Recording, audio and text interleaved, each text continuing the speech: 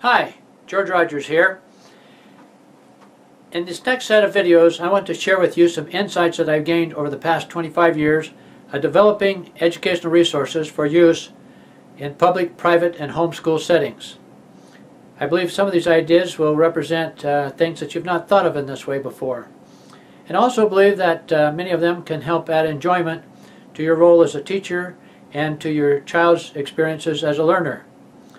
But most importantly, I believe that they can help your child learn some things that perhaps he or she might not have ever learned any other way. So in the words of Dumbledore, tuck in and enjoy. In video number 18 in the video series on how to find and select homeschool curriculum that's best for you and your family, I want to discuss insight question number 8. Why do we need to teach our children about faulty thinking? The answer to this question may best be provided by an analogy. If you were teaching a person about wilderness survival, you would not only tell them about the plants they could eat, but you would also warn them about the plants they must not eat. This idea was admirably expressed by Frances Hodgson Burnett in The Secret Garden. She wrote, "One of the new things people began to find out in the last century was that thoughts, just mere thoughts, are as powerful as electric batteries, as good for one as sunlight is, or as bad as poison. To let a sad thought or a bad thought get into your mind is as dangerous as letting a scarlet fever germ into your body. You may never get it out as long as you live." The advantages of thoughts over scarlet fever is that we have a great deal more control over them, and when we understand which kinds of thoughts are not useful to us, or which may even be harmful to us, we can choose to eliminate them from our thinking. With this in mind, I would like to introduce you to the Stinkin' Thinkin' Gang. I use these characters in lessons for children in grades 2 through 6.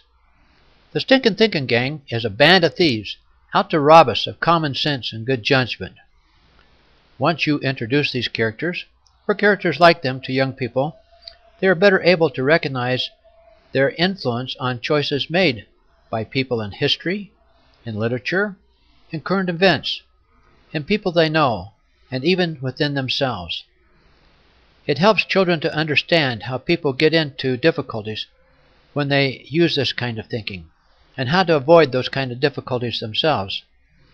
You can use these characters to explore in greater depth the kind of thinking that makes up our attitudes, so they can distinguish between those kinds of thinking that are helpful and those that are not. This bad guy is I Want It Now. He's the leader of the Stinkin' Thinkin' Gang.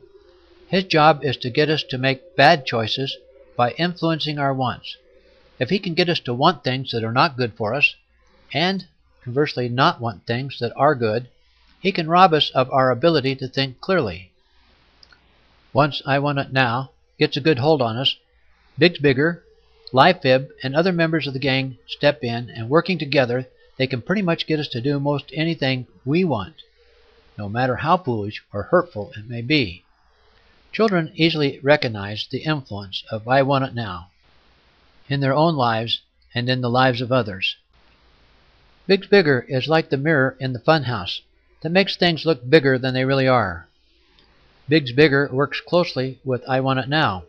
His job is to make us think things are more important, more valuable, more attractive, more desirable, more necessary, more urgent, and even more frightening than they really are.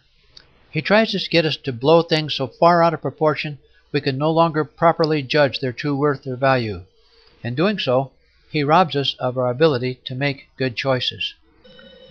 On the other hand, Eensy Weensy Tiny 2 tries to make us think things are less important than they really are. He's like the funhouse mirror that makes things look really, really small. He will try to make us think things are less necessary, less desirable, less valuable, less urgent, less serious than they really are. He and Big's Bigger work together. While Biggs tries to get us to exaggerate the importance of one thing, Eensy Weensy tries to convince us that other things are less important than they really are.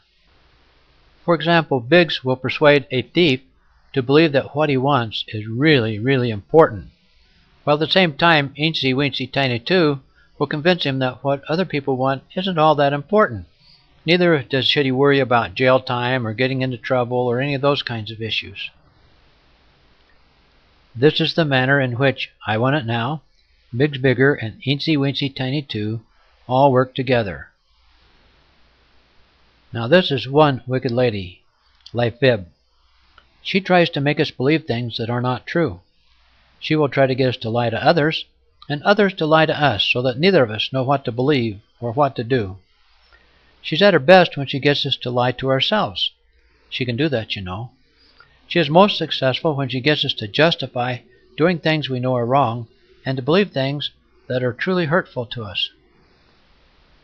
Name It, Blame It's job is to try to make us think things are better or worse than they really are by how they are named. Name It, Blame It will try to get us to put labels on people and ideas to make us believe that if we know the name, we know the person and understand the idea. He can turn our thinking upside down and inside out by using labels to make friends seem like enemies and enemies seem like friends. If we let him, he'll make it nearly impossible for us to think clearly. Last, but certainly not least, is Judge Before.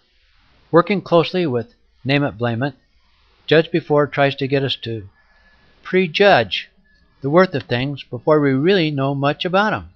He will encourage us to form strong opinions with little or no information. His goal is to convince us that we are qualified to judge the value of a person or thing without making any real effort to know much about them. Fortunately, I won't leave the story here. In video 19, we will talk about some of the kinds of thinking skills children need and why. In doing so, I will introduce you to the CT team, or Clear Thinking team. Now, if you found this video helpful and would like to receive the other videos in the series on how to select a homeschool curriculum that's right for you and your child, go to www.homeschoolcurriculumfaq.com. That's homeschoolcurriculumfaq.com. Thanks for joining in. I look forward to seeing you now on video 19.